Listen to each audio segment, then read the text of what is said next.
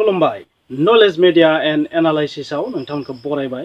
राजखान्थि आरो सोलोंथाइ बर' मिडियामनि सोलोंथाइया दिनै मानो बेबायदि गाहायाव, बेयो मा जाहोननि थाखाय बेबायदि जादों, राजखान्थिया बेवहाय माबायदि लोब्बा दं, बे बाथ्राखौ नोंथांमोना दिनै बुंगोन। आसा खालामबाय नोंथांमोना बे भिडिअखौ जोबजासिम नायगोन। बर' मिडियामनि सोलोंथाइ बिथिङा गाज्रि जालांनायनि माखासे जाहोन दं। दिनै आं नोंथांमोननो माखासे जाहोनखौ बुङा, मोनसेल' बिथिं आं नोंथांमोनजों सावरायगोन। बिबो एसे राजखान्थिजों लोब्बा थानाय जाहोनखौ लानानै फैदों। गुबुन जाहोनफोरखौ आं नोंथांमोननो गुबुन दिनाव सावरायगोन। गिबियावनो नोंथांमोना आं मोनसे बाथ्राखौ बुंगोन, आं जेबो इडुकेसनिस्ट नङा, सोलोंथाइनि एक्सपार्ट नङा। जास्ट आंनि अभिगताजों आं जा नुदों बेखौसो बुंगोन। बेनिखायनो आं नोंथांमोननो माखासे इडुकेसनिस्टफोरनि बाथ्राफोरखौ बेवहाय लानानै फैनाय जानाय नङा, बिथांमोननिबो बाथ्रा बुंनाय जानाय नङा। जे राजखान्थिबिदफोरा मा गोरोन्थि खालामो, समजों लोगोसे माबायदि मोनसे जातिखौ गाग्लोबो, बेखौबोथ' बुजिनांगोन, नङा होमबा? जों खालि पावार गेमखौल' सानबाय थाबाबोथ' जायाना। राजखान्थिनि आन्दोआव माखासे गादबनायबो हाबसोनानै थायो, बे बाथ्राखौथ' जों मिथिनांगोन ना। माखासे जाहोननि थाखाय बर' मिडियामनि सोलोंथाइया गाज्रि जादों होननानै आं सानो। गिबियावनो सरकार, माखासे राजखान्थि हान्जा, बेखौनो बुंखानांगोन। नैथियाव बिमा बिफा, फरायसाफोरनि बिमा बिफा। थामथियाव माखासे समाजारि बेबस्था, ओनसोलारि समाजारि बेबस्था, जाय एरियायाव स्कुला दङ बै ओनसोलनि कालचारफोरा माबादि, बिनि सायाव सोनारो। माने आबहावा, फोरोंगिरिनि सायाव सोनारो, गाहाय फोरोंगिरिनि सायाव सोनारो, बै फरायसालिनि गाहाय फोरोंगिरिया माबायदि बिनि सायाव सोनारो। लोगोसे सोलोंथाइ बिफाननि गाज्रि रुल्सआबो मोनसे मिडियामखौ बरबाद खालामनो हागौ होननानै आं सानो। सरासनस्रायै सोलोंथाइ बिफाना जा नेमखान्थि बानायनो थाङो, बांसिन बिथिङाव बिथांमोना जौगानाय हारिखौ नोजोराव लाखिनानै बानायनाय थाङो। गाहाय थाखोनि हारि, गोग्लैसोनाय हारिखौ नोजोर लाखिनानै नेमखान्थिखौ बानायनाय जाया। स' बेनिनो बोलि जानांदों बर' मिडियामा। स' बे बाथ्राखौनो नोंथांमोन आं बुंगोन। जोबोर बाङाय बाथ्रा बुंगोन आं नोंथांमोननो, जे मा मोननै रुल्सआ जोंनि बर' मिडियामखौ स्पइल खालामनो हागौ। हितेश्वर शइकिया आसामनि गिबि मन्त्रि जानाय समाव स्कुलफोरखौ सरकारिकरन खालामदोंमोन, प्रभिन्सियेलाइज खालामदोंमोन, नङा होमबा? नाथाय बिथाङा प्रभिन्सियेलाइज खालामनायनि उनाव गोबां बोसोरालागि स्कुला प्रभिन्सियेलाइजआनो गंसेबो जायाखैमोन। माने प्रभिन्सियेलाइज खालामनायनि जि खामानि, बेखौ फुल्लि स्टप खालामनानै दोनदोंमोन बहुद बोसोर। बेवहाय मोनसे राजखान्थि एजेन्डा दंमोन होननानै आं सानो। बेवहाय मोनसे गादबनाय पलिसि दंमोन होननानै आं सानो। मानो होनोबा बै समाव एसामिस मिडियाम स्कुलफोराव नांगौसेबां टिचार दंखायोमोन, नांगौ बायदि इनफ्रास्ट्राक्चार दंमोन, नांगौ बायदि फरायसा दंखायोमोन, नङा होमबा? स' बिथांमोना गावसोरनि मिडियामनि थाखाय बिसेस माने मावनांगौ गैयामोन बै समनि थासारिखौ नायनानै। अबयसे मावनांगौआ बै समाव बहुद दंमोन बिथांमोननि मिडियामावबो। नाथाय बाथ्राया जाहैबाय, बै समाव जुदि बर' मिडियामनि स्कुलफोरनि थासारिखौ नायोबा आरो दानि थासारिखौ नायोबा अख्रां पाताल डिफारेन्स नोंथांमोना मोनगोन। एसेबां बोसोर प्रभिन्सियेलाइज खालामैनि जाउनाव जोंनि फरायसालिफोरा भेन्सार अबस्थायावनो गोबां बोसोर थाबोदोंमोन।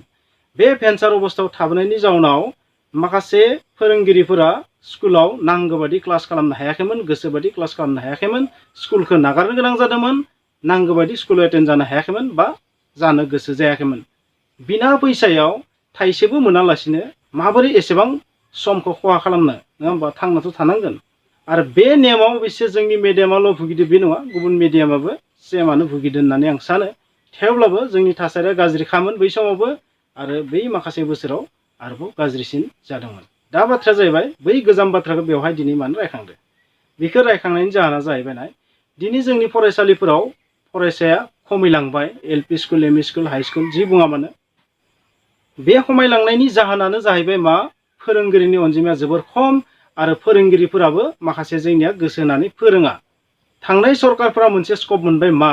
जुदि फरायसाया खमायलांबायबा स्कुलाव, खाथि खालानि स्कुलखौ लोगो नांनानै गंसेल' स्कुल बानायनाय। ओरैबायदि मोनसे माने गाज्रि रुल्स लाना फैबाय मा? 30:1, 30:1, माने 30 फरायसायाव सासे फोरोंगिरि। आं सानो सोलोंथाइ बिथिङाव सबसे गाज्रि रुल्स होननानै बेखौ बुंगोन। नोंथांमोना मा सानो आं मिथिया, सबसे गोरोन्थि रुल्स होननानै बेखौ बुंगोन। जोंनि इन्डियायाव फरायसालिया नांगौसेबानो गैया, बेसेबा गोबां फरायसालि नांखागोसो, आरो बेयाव फरायसालिखौ खमायनायनि पलिसि। 30:1 रुल्स फरायसाफोरनि अनजिमाखौ खमायनाय नुनानै सरकारा मा पलिसि लाबाय मा एमालगेमेसन खाथि खालानि स्कुल मोनसे फिल्डआवनो थानाय फरायसालिफोरखौ ज' खालामनाय जुदि मोनसे फिल्डआवनो मोनसे कम्पाउन्डआवनो मोनसे केम्पासावनो जुदि एलपिबो दों एमइबो दों हाई स्कुलबो दोंबा हाई स्कुलल'सो जासिगोन हायार सेकेन्डारि दोंबा हायार सेकेन्डारिल'सो जासिगोन बेबादि रुल्सआ आं सानो सबसे गाज्रि रुल्स जोंनि बर' मिडियामनि थाखाय बर' मिडियामखौ खोमोरनो नाजानायनि बादै जेबो रुल्स नङा होननानै आं बेखौ सानो स' बै समाव हितेश्वर शइकियानि समाव जा स्कुल प्रभिन्सियेलाइज जादोंमोन बिनि उनाव दि एसेबां बोसोर स्कुल प्रभिन्सियेलाइज जायाखै बिनि फिथाइया मा मोनहैखो जोङो 30:1 रुल्स आरो एमालगेमेसन पलिसि गोग्लैसोनाय हारिफोरनि थाखाय बियो जेबो गनायथाव रुल्स नङा बा मोजां रुल्स नङा बेयो गोग्लैसोनाय हारिखौ फिन गोग्लैहोनायसो रुल्स होननानै आं सानो नोंथांमोना मा सानो कमेन्टआव लिरबानो जाबाय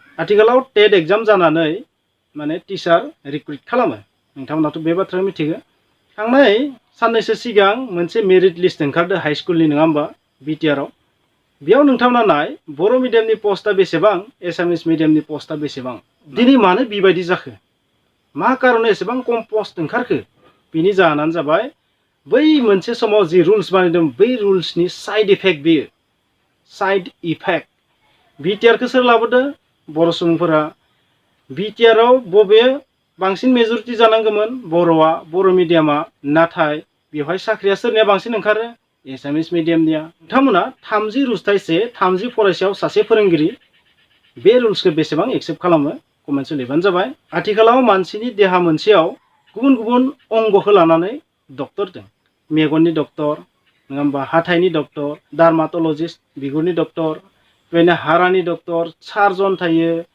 मेडिसिन स्पेशलिस्ट थायो बायदि बायदि बिभाग दं नोंथांमोना गासैबो मिथिखागोन बिदिब्ला स्कुल मोनसेयाव सासे फोरोंगिरियानो जुदि गासैबो साबजेक्टखौ फोरोङोबा जानो हागौ सासे फोरोंगिरियानो गासैबो साबजेक्टनि स्पेशलिस्ट गासैबो साबजेक्टखौ मोजां फोरोंनो हागोन जानो बिथाङा थारैनो हाया होननानै आं सानो बेयो माने गोरोन्थि रुल्स होननानै आं सानो स्पेशलाइजेसननि जुगाव जेनेरेलाइजेसननि रुल्सआलाय बोरै जानो नङा होमबा दानियाबा आङो जोंनि बिटिआर सरकारखौ मोनसे रिक्वेस्ट खालामगोन जाय सरकारानो थाया मानो बा इयुनाव जायफोर हानजानि सरकार फैयाथों मानो बिथांमोनखौ आं मोनसे रिक्वेस्ट खालामगोन नोंथांमोनाबो खालामनो हायोबा नोंथांमोना जुदि खालामनांगौ सानोबा कमसे कम फैनाय 10 बोसोराव कमसे कम फैनाय 10 बोसोराव दिनैनिफ्राय 2020निफ्राय आप टु 10 बोसोर उनसिम हाथाराबाबो बै 30:1 जि रुल्स आरो जि एमालगेमेसन पलिसि बेखौ होबथानांगोन होननानै आं